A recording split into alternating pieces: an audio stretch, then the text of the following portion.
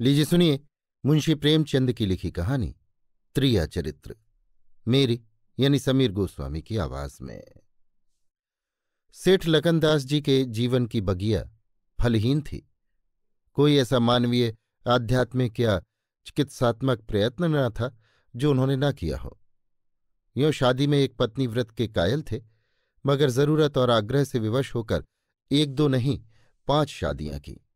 यहां तक कि उम्र के 40 साल गुजर गए और अंधेरे घर में उजाला न हुआ। बेचारे बहुत रंजीदा रहते।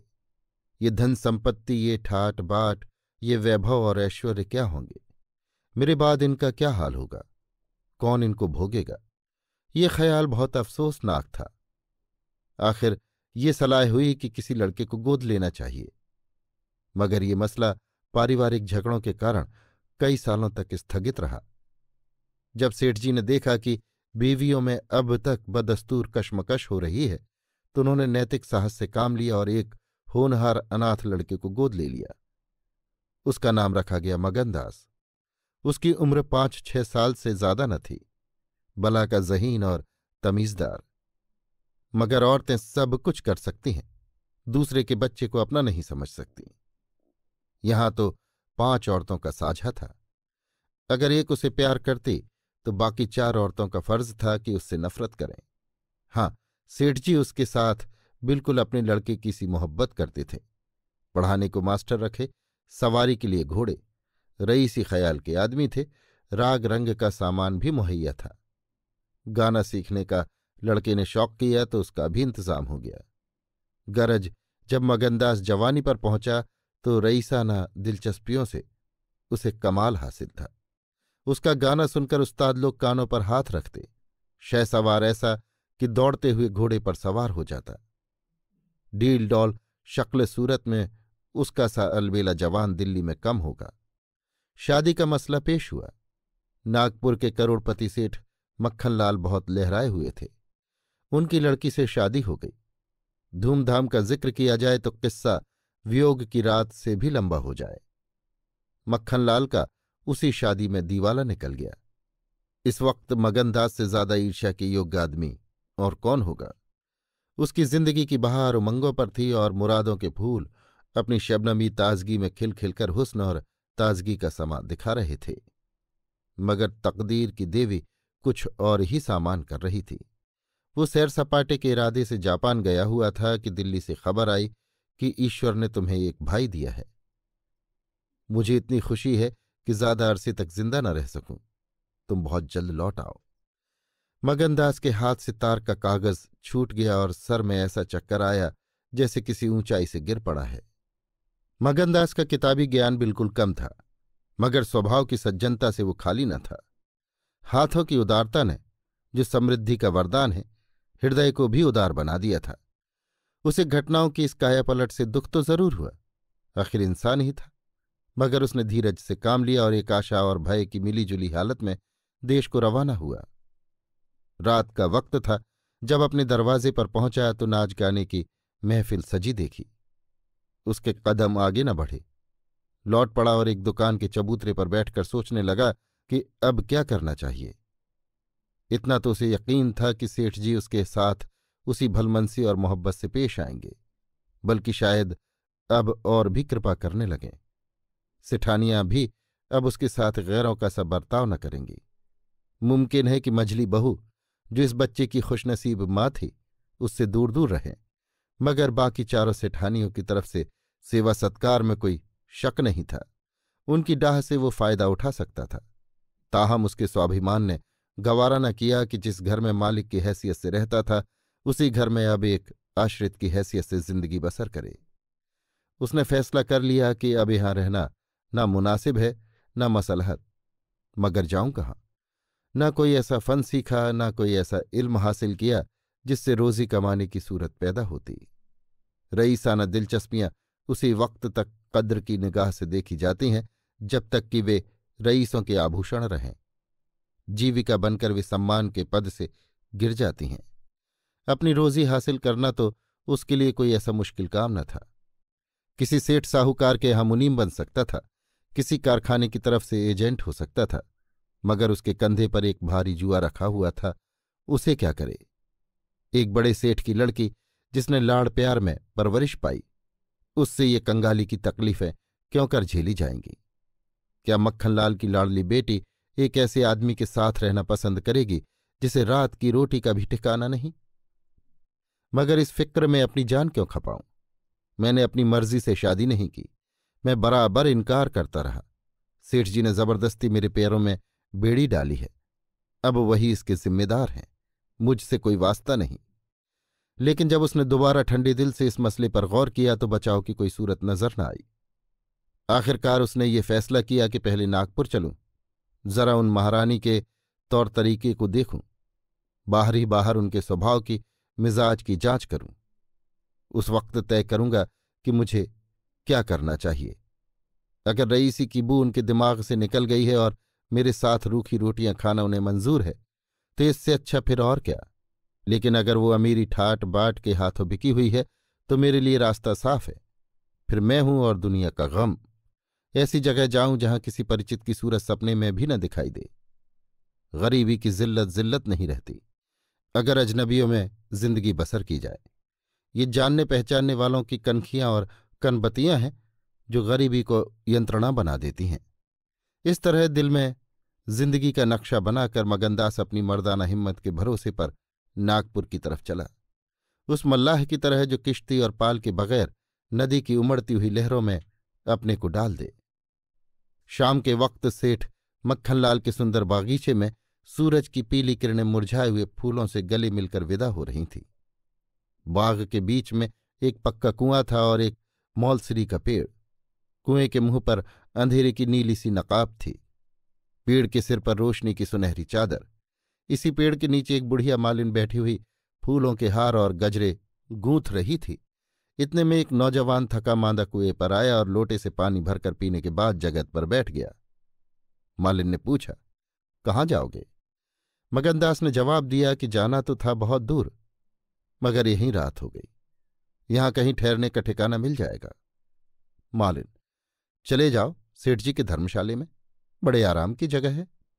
मगनदास, धर्मशाले में तो मुझे ठहरने का कभी संयोग नहीं हुआ। कोई हर्ज न हो तो यहीं पड़ रहूं। यहां कोई रात को रहता है?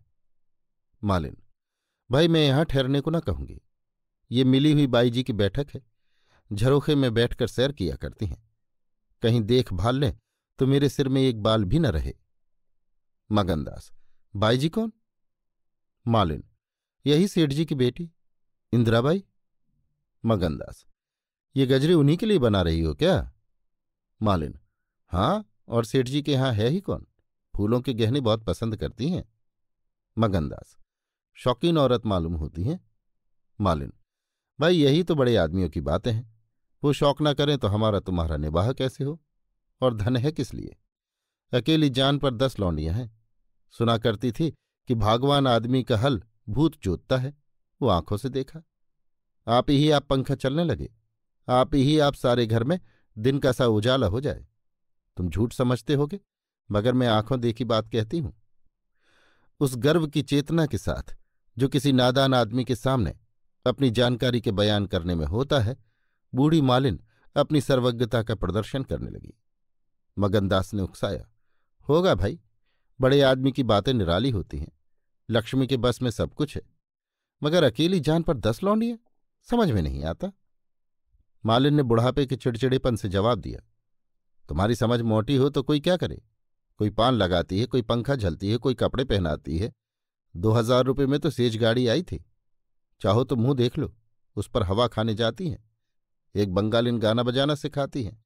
मैम पढ़ाने आती हैं। शास्त्री जी संस्कृत पढ़ाते हैं। कागज पर ऐसी मूरत बनाती हैं कि अब बोली और अब बोली। दिल की रानी है। बेचारी के भाग फूट गए। दिल्ली के सेठ लगनदास के गोद लिए हुए लड़के से ब्याह हुआ था, मगर राम जी की लीला, 70 बरस के मुर्दे को लड़का दिया। कौन पति आएगा? जब से सुनावनी आई है तब से बहुत उदास रहती हैं। एक दिन रोती थी, मेरे सामने की बात है। बाप ने देख लिया, समझाने लगे। लड़की को बहुत चाहते हैं। सुनती हूं दामाद को यहीं बुलाकर रखेंगे। नारायण करे मेरी रानी दूधो नहाए पूतो फले। माली मर गया था, उन्होंने आड़ न ली होती तो घर घर टुकड़े मांगती। मगनदास ने एक ठंडी सांस ली। बेहतर है अब यहां से अपनी इज्जत आबरू लिए हुए चल दो।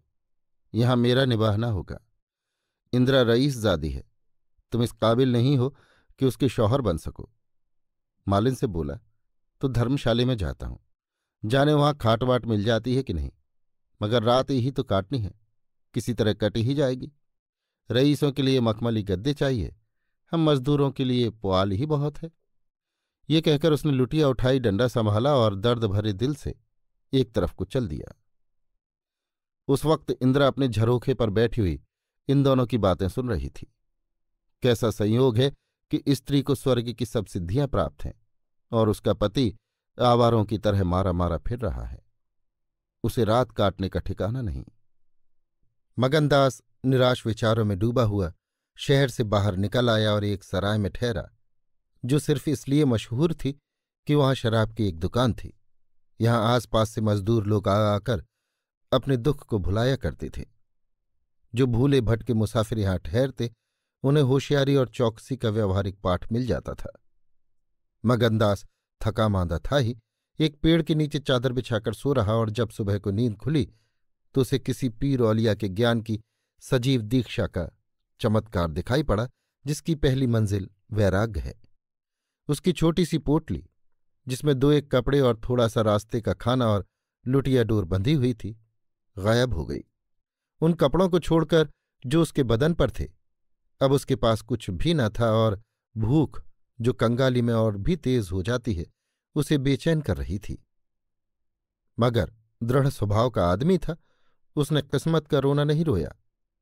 किसी तरह गुजर करने की तदबीरें सोचने लगा। लिखने और गणित में उसे अच्छा अभ्यास था, मगर इस हैसियत में उससे फायदा उठाना असंभव था। उसने संगीत का बहुत अभ्यास किया था। किसी रसिक रईस के दरबार में उसकी कदर हो सकती थी, मगर उसके पुरुषोचित अभिमान ने इस पेशे को अख्तियार करने की इजाजत न दी। हाँ, वो आला दर्जे का घुड़सवार था और ये फन मज़े में पूरी शान के साथ उसकी रोजी का साधन बन सकता था। ये पक्का इरादा करके उसने हिम्मत से कदम आगे बढ़ाए। ऊपर से देखने पर ये बात यकीन के काबिल नहीं मालूम होती, मगर वो अपना बोझ हल्का हो जाने से इस वक्त बहुत उदास नहीं था। मर्दाना हिम्मत का आदमी ऐसी मुसीबतों को उसी निगाह से देखता है जिससे एक होशियार विद्यार्थी परीक्षा के प्रश्नों को देखता है। उसे अपनी हिम्मत आजमाने का, एक मुश्किल से जूझने का मौका मिल जाता है। उसकी हिम्मत अनजाने ही मजबूत हो जाती है। अक्सर ऐसे मार्के मर्दाना हौसले के लिए प्रेरणा का काम देते हैं। मगनदास इस जोश से कदम बढ़ाता चला जाता था कि जैसे कामयाबी की मंजिल सामने नजर आ रही है, मगर शायद वहां के घोड़ों ने शरारत और बिगड़ैलपन से तौबा कर ली थी, या वे स्वाभाविक रूप से बहुत मज़े में धीमे धीमे चलने वाले थे। वो जिस गांव में जाता, निराशा को उकसाने वाला जवाब पाता। आखिरकार शाम के वक्त जब सूरज अपनी आखिरी मंजिल पर जा पहुंचा था, उसकी कठिन मंजिल तमाम हुई। नागर घाट के ठाकुर अटल सिंह ने उसकी जीविका की चिंता को समाप्त किया। ये एक बड़ा गांव था। पक्के मकान बहुत थे, मगर उनमें प्रेतात्माएं आबाद थीं। कई साल पहले प्लेग ने आबादी के बड़े हिस्से को इस क्षणभंगुर संसार से उठाकर स्वर्ग में पहुंचा दिया था। इस वक्त प्लेग के बचे खुचे लोग गांव के नौजवान और शौकीन जमींदार साहब और हल्के के कारगुजार और रोबीले थानेदार साहब थे। उनकी मिलीजुली कोशिशों से गांव में सतयुग का राज था। धन दौलत को लोग जान का आजाब समझते थे, उसे गुनाह की तरह छिपाते थे। घर घर में रुपए रहते हुए लोग कर्ज ले लेकर खाते और फटेहाल रहते थे। इसी में निबाह था। काजल की कोठरी थी, सफेद कपड़े पहनना, उन पर धब्बा लगाना था। हुकूमत और जबरदस्ती का बाजार गर्म था। अहीरों के यहां आंजन के लिए भी दूध न था। थाने में दूध की नदी बहती थी। मवेशी खाने के मुहर्रिर दूध की कुल्लियां करते थे। इसी अंधेर नगरी को मगनदास ने अपना घर बनाया। ठाकुर साहब ने असाधारण उदारता से काम लेकर उसे रहने के लिए एक मकान भी दे दिया, जो केवल व्यापक अर्थों में मकान कहा जा सकता था। इसी झोपड़ी में वो 1 हफ्ते से जिंदगी के दिन काट रहा है। उसका चेहरा जर्द है और कपड़े मैले हो रहे हैं, मगर ऐसा मालूम होता है कि उसे अब इन बातों की अनुभूति ही नहीं रही। जिंदा है मगर जिंदगी रुखसत हो गई। हिम्मत और हौसला मुश्किल को आसान कर देते हैं।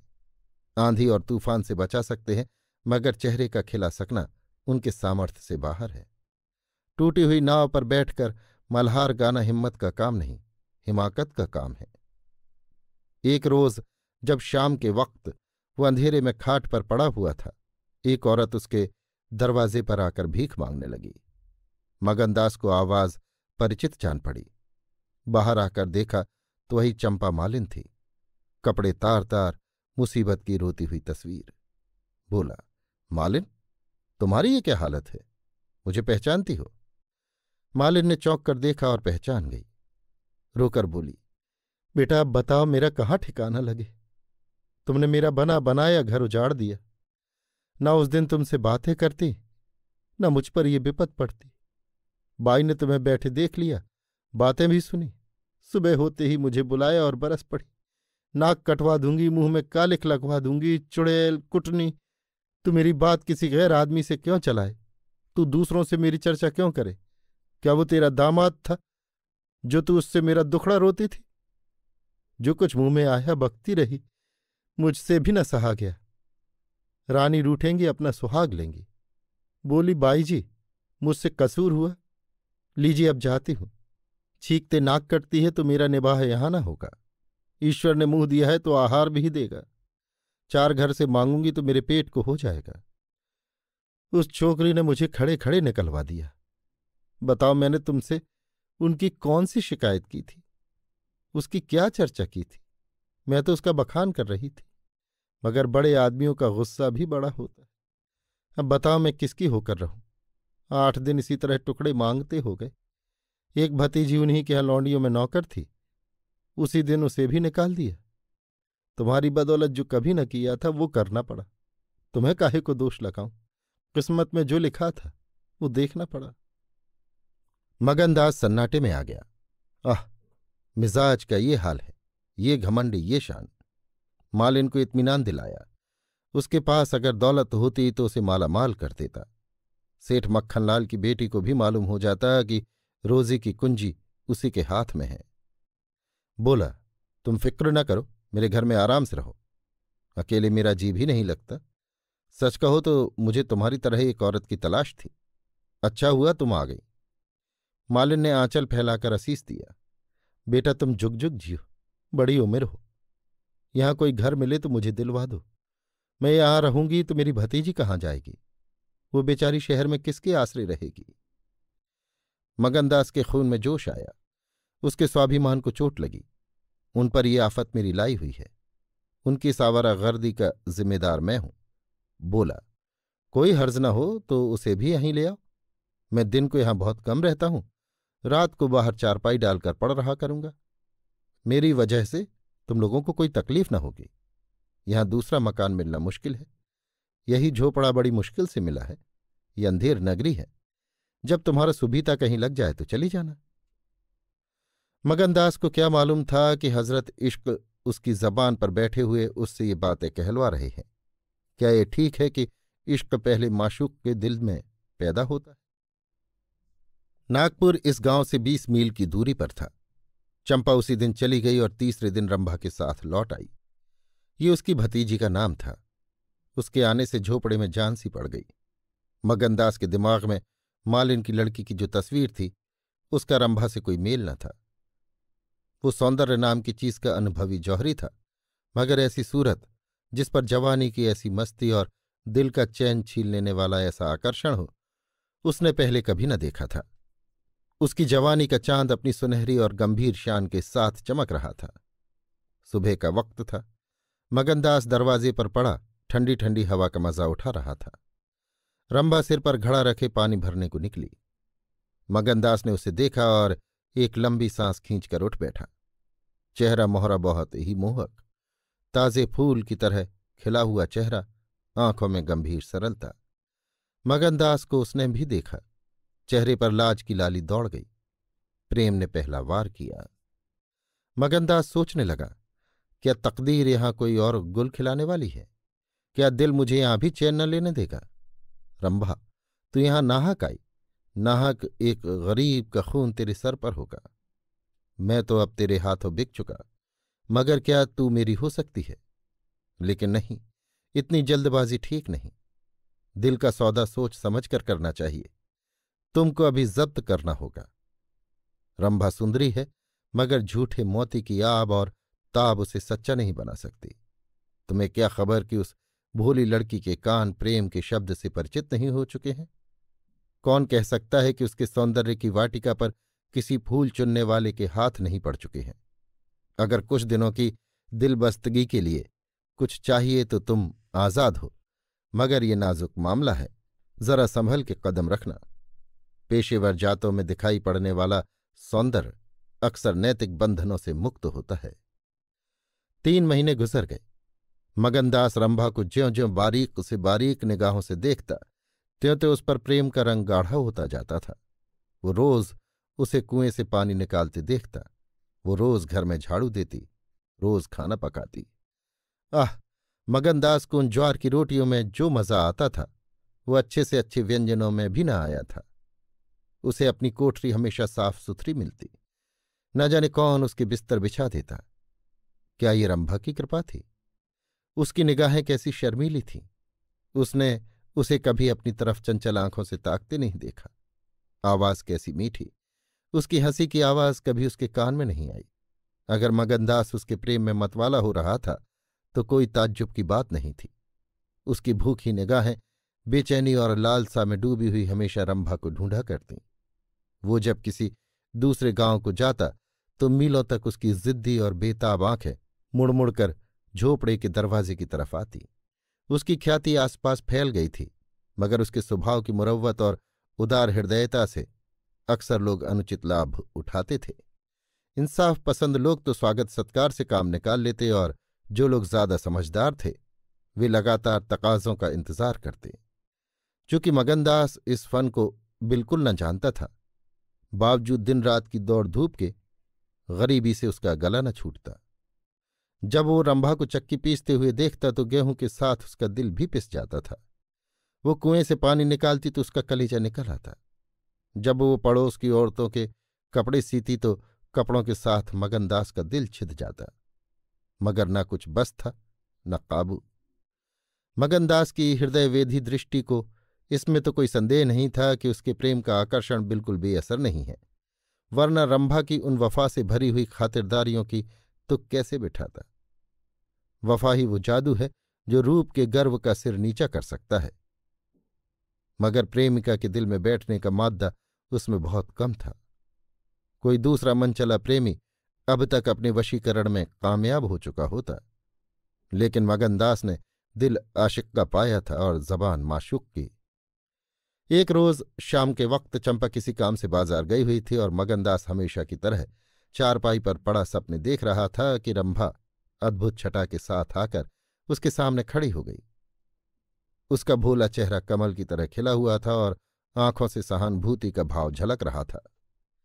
मगनदास ने उसकी तरफ पहले आश्चर्य और फिर प्रेम की निगाहों से देखा और दिल पर जोर डालकर बोला, आओ रंभा, तुम्हें देखने को बहुत दिन से आंखें तरस रही थीं।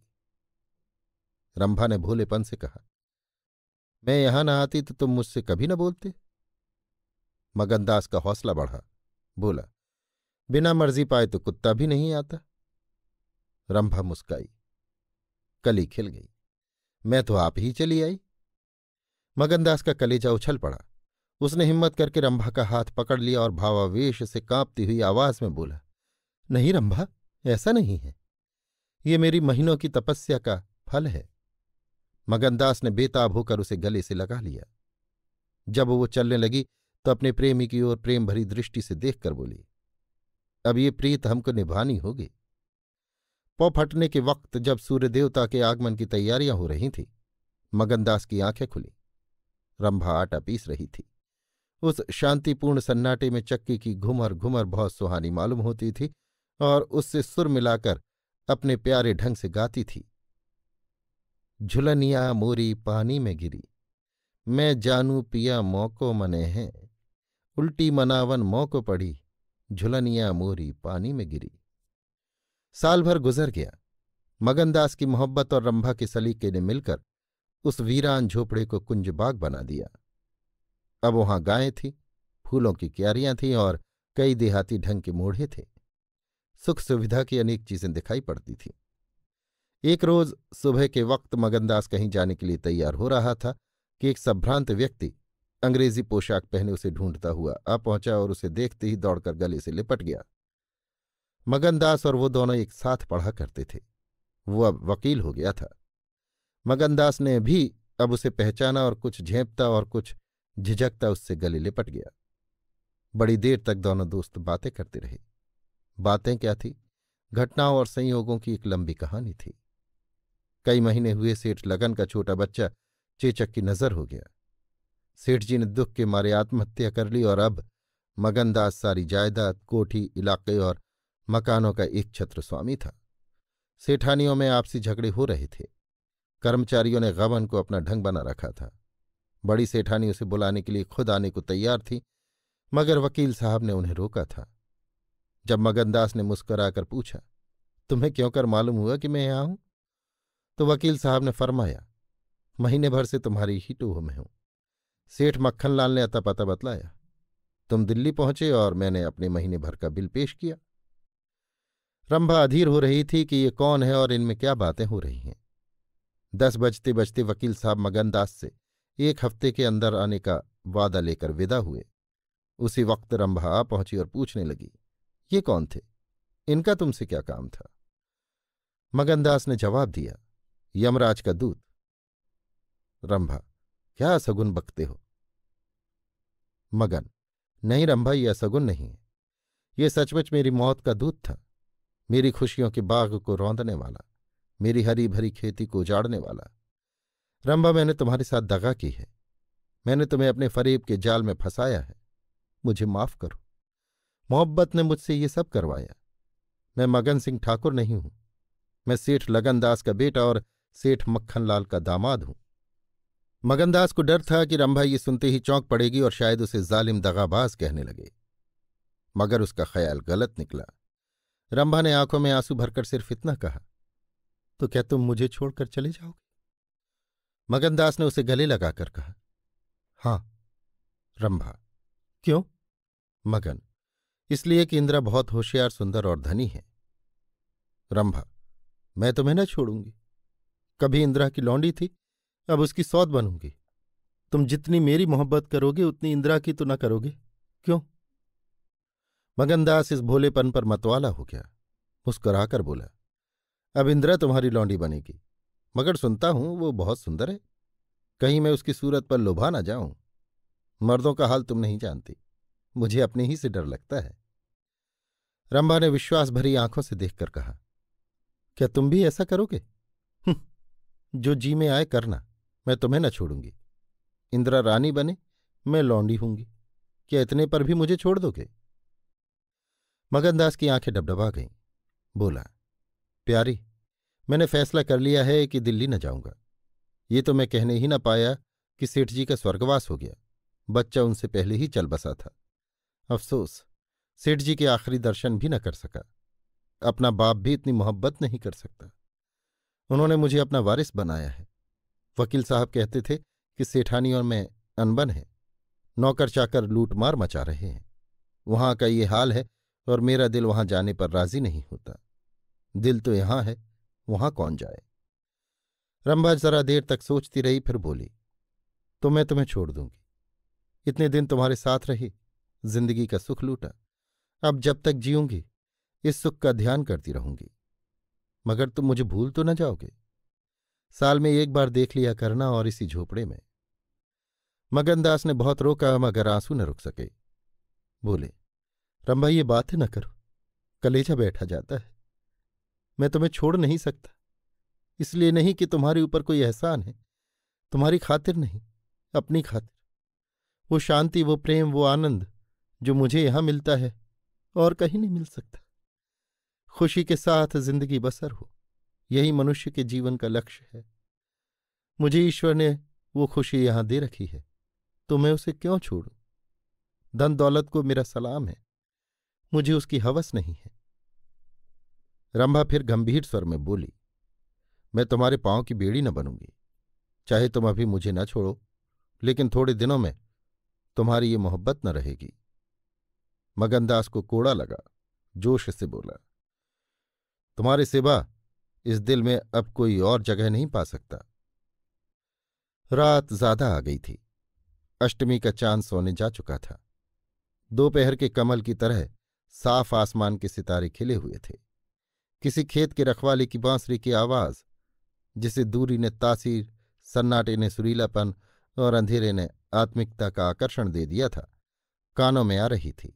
जैसे कोई पवित्र आत्मा नदी के किनारे बैठी हुई पानी की लहरों से या दूसरे किनारे के खामोश और अपनी तरफ खींचने वाले पेड़ों से अपनी जिंदगी की गम की कहानी सुना रही है। मगनदास सो गया, मगर रंभा की आंखों में नींद न आई। सुबह हुई तो मगनदास उठा और रंभा रंभा पुकारने लगा, मगर रंभा रात ही को अपनी चाची के साथ वहां से कहीं चली गई। मगनदास को उस मकान के दरो दीवार पर एक हसरत सी छाई हुई मालूम हुई कि जैसे घर की जान निकल गई हो। वो घबरा कर उस कोठरी में गया जहां रंभा रोज चक्की पीसती थी, मगर अफसोस आज चक्की एकदम निश्चल थी। फिर वो कुएं की तरफ दौड़ा गया, लेकिन ऐसा मालूम हुआ कि कुएं ने उसे निगल जाने के लिए अपना मुंह खोल दिया है। तब वो बच्चों की तरह चीख उठा और रोता हुआ फिर उसी झोपड़ी में आया जहां कल रात तक प्रेम का वास था, मगर उस वक्त वो शोक का घर बना हुआ था। जब जरा आंसू थमे तो उसने घर के चारों तरफ निगाह दौड़ाई। रंभा की साड़ी अरगनी पर पड़ी हुई थी। एक पिटारी में वो कंगन रखा हुआ था जो मगनदास ने उसे दिया था। बर्तन सब रखे हुए थे, साफ और सुथरे। मगनदास सोचने लगा, रंभा, तूने रात को कहा था मैं तुम्हें छोड़ दूंगी। क्या तूने वो बात दिल से कही थी? मैं तो समझा था तू दिल लगी कर रही है, नहीं तो मैं तुझे कलेजे में छिपा लेता। मैं तो तेरे लिए सब कुछ छोड़े बैठा था। तेरा प्रेम मेरे लिए सब कुछ था। आह, मैं यों बेचैन हूं। क्या तू बेचैन नहीं है? हाय, तू रो रही है। मुझे यकीन है कि तू अब भी लौट आएगी। फिर सजीव कल्पनाओं का एक जमघट उसके सामने आया। वो नाजुक अदाएं, वो मतवाली आंखें, वो भूली भाली बातें, वो अपने को भूली हुई सी मेहरबानियां, वो जीवनदायी मुस्कान, वो आशिकों जैसी दिलजोइयां, वो प्रेम का नशा, वो हमेशा खिला रहने वाला चेहरा, वो लचक लचक कर कुएं से पानी लाना, वो इंतजार की सूरत, वो मोहब्बत से भरी हुई बेचैनी, ये सब तस्वीरें उसकी निगाहों के सामने हसरतनाक बेताबी के साथ फिरने लगीं। मगनदास ने एक ठंडी सांस ली और आंसुओं और दर्द की उमड़ती हुई नदी को मर्दाना जब्त से रोक कर उठ खड़ा हुआ। नागपुर जाने का पक्का फैसला हो गया। तकिए के नीचे से संदूक की कुंजी उठाई तो कागज का एक टुकड़ा निकल आया। ये रंभा की विदा की चिट्ठी थी। प्यारे, मैं बहुत रो रही हूं। मेरे पैर नहीं उठते, मगर मेरा जाना जरूरी है। तुम्हें जगाऊंगी तो तुम जाने न दोगे। आह, कैसे जाऊं? अपने प्यारे पति को कैसे छोड़ूं? किस्मत मुझसे ये आनंद का घर छुड़वा रही है। मुझे बेवफा न कहना। मैं तुमसे फिर कभी मिलूंगी। मैं जानती हूं कि तुमने मेरे लिए सब कुछ त्याग दिया है, मगर तुम्हारे लिए जिंदगी में बहुत कुछ उम्मीदें हैं। मैं अपनी मोहब्बत की धुन में तुम्हें उन उम्मीदों से क्यों दूर रखूं? अब तुमसे जुदा होती हूं। मेरी सुध मत भूलना। मैं तुम्हें हमेशा याद रखूंगी। ये आनंद के दिन कभी न भूलेंगे। क्या तुम मुझे भूल सकोगे? तुम्हारी प्यारी रंभा। मगनदास को दिल्ली आए 3 महीने गुजर चुके हैं। इस बीच उसे सबसे बड़ा जो निजी अनुभव हुआ वो ये था कि रोजी की फिक्र और धंधों की बहुतायत से उमड़ती हुई भावनाओं का जोर कम किया जा सकता है। 1.5 साल पहले का बेफिक्र नौजवान अब एक समझदार और सूझबूझ रखने वाला आदमी बन गया था। सागर घाट के उस पार कुछ दिनों के रहने से उसे रियाया की उन तकलीफों का निजी ज्ञान हो गया था जो कारिंदों और मुख्तारों की सख्तियों की बदौलत उन्हें उठानी पड़ती हैं। उसने उसे रियासत के इंतजाम में बहुत मदद की और कर्मचारी दबी जबान से उसकी शिकायत करते थे और अपनी किस्मतों और जमाने के उलट फेर को कोसते थे, मगर रियाया खुश थी। हाँ, जब वो सब धंधों से फुर्सत पाता तो एक भोली भाली सूरत वाली लड़की उसके ख्यालों के पहलू में आ बैठती और थोड़ी देर के लिए सागर घाट का वो हरा भरा झोपड़ा और उसकी मस्तियां आंखों के सामने आ जाती। सारी बातें एक सुहाने सपने की तरह याद आकर उसके दिल को मसोसने लगती, लेकिन कभी कभी खुद ब खुद उसका ख्याल इंदिरा की तरफ भी जा पहुंचता। गो उसके दिल में रंभा की वही जगह थी, मगर किसी तरह उसमें इंदिरा के लिए भी एक कोना निकल आया था। जिन हालतों और आफतों ने उसे इंदिरा से बेजार कर दिया था वो अब रुखसत हो गई थी। अब उसे इंदिरा से कुछ हमदर्दी हो गई थी। अगर उसके मिजाज में घमंड है, हुकूमत है, तकल्लुफ है, शान है, तो ये उसका कसूर नहीं, ये रईसजादों की आम कमजोरियां हैं। यही उनकी शिक्षा है। वे बिल्कुल बेकस और मजबूर हैं।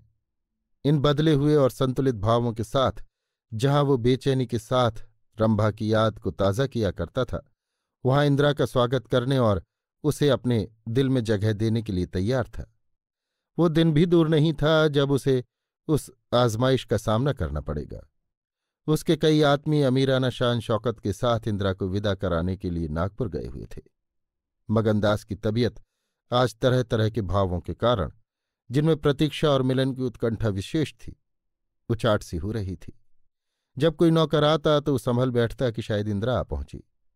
आखिर शाम के वक्त जब दिन और रात गले मिल रहे थे, जनान खाने में जोर शोर के गाने की आवाजों ने बहू के पहुंचने की सूचना दी। सुहाग की सुहानी रात थी। 10 बज गए थे। खुले हुए हवादार सहन में चांदनी छिटकी हुई थी, वो चांदनी जिसमें नशा है, आरजू है और खिंचाव है। गमलों में खिले हुए गुलाब और चंपे के फूल चांद की सुनहरी रोशनी में ज्यादा गंभीर और खामोश नजर आते थे। मगनदास इंदिरा से मिलने के लिए चला। उसके दिल में लालसाएं जरूर थीं, मगर एक पीड़ा भी थी। दर्शन की उत्कंठा थी, मगर प्यास से खाली। मोहब्बत नहीं, प्राणों का खिंचाव था जो उसे खींचे लिए जाता था। उसके दिल में बैठी हुई रंभा शायद बार बार बाहर निकलने की कोशिश कर रही थी, इसीलिए दिल में धड़कन हो रही थी। वो सोने के कमरे के दरवाजे पर पहुंचा। रेशमी पर्दा पड़ा हुआ था। उसने पर्दा उठा दिया। अंदर एक औरत सफेद साड़ी पहने खड़ी थी। हाथ में चंद खूबसूरत चूड़ियों के सिवा उसके बदन पर एक जेवर भी न था। ज्यों ही पर्दा उठा और मगनदास ने अंदर कदम रखा, वो मुस्कुराती हुई उसकी तरफ बढ़ी। मगनदास ने उसे देखा और चकित होकर बोला, रंभा? और दोनों प्रेमावेश से लिपट गए। दिल में बैठी हुई रंभा बाहर निकल आई थी। साल भर गुजरने के बाद एक दिन इंदिरा ने अपने पति से कहा, क्या रंभा को बिल्कुल भूल गए? कैसे बेवफा हो। कुछ याद है उसने चलते वक्त तुमसे क्या विनती की थी?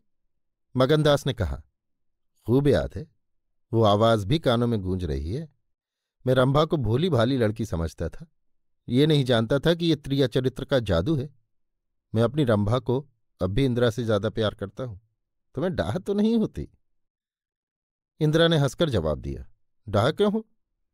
तुम्हें रंभा है तो क्या मेरा मगन सिंह नहीं है? मैं अब भी उस पर मरती हूं। दूसरे दिन दोनों दिल्ली से एक राष्ट्रीय समारोह में शरीक होने का बहाना करके रवाना हो गए और सागर घाट जा पहुंचे। वो झोपड़ा, वो मोहब्बत का मंदिर, वो प्रेम भवन फूल और हरियाली से लहरा रहा था। चंपा मालिन उन्हें वहां मिली। गांव के जमींदार उनसे मिलने के लिए आए। कई दिन तक फिर मगन सिंह को घोड़े निकालने पड़े। रंभा कुएं से पानी लाती, खाना पकाती, फिर चक्की पीसती और गाती। गांव की औरतें फिर उससे अपने कुर्ते और बच्चों की लेसदार टोपियां सिलाती। हाँ, इतना जरूर कहती कि उसका रंग कैसा निखर आया है, हाथ पांव कैसे मुलायम पड़ गए हैं, किसी बड़े घर की रानी मालूम होती है। मगर स्वभाव वही है, वही मीठी बोली है, वही मुरव्वत, वही हंसमुख चेहरा। इस तरह एक हफ्ते तक इस सरल और पवित्र जीवन का आनंद उठाने के बाद दोनों दिल्ली वापस आए और अब 10 साल गुजरने पर भी साल में एक बार उस झोपड़े के नसीब जागते हैं। वो मोहब्बत की दीवार अभी तक उन दोनों प्रेमियों को अपनी छाया में आराम देने के लिए खड़ी है। अभी आप सुन रहे थे मुंशी प्रेमचंद की लिखी कहानी त्रिया चरित्र, मेरी यानी समीर गोस्वामी की आवाज में।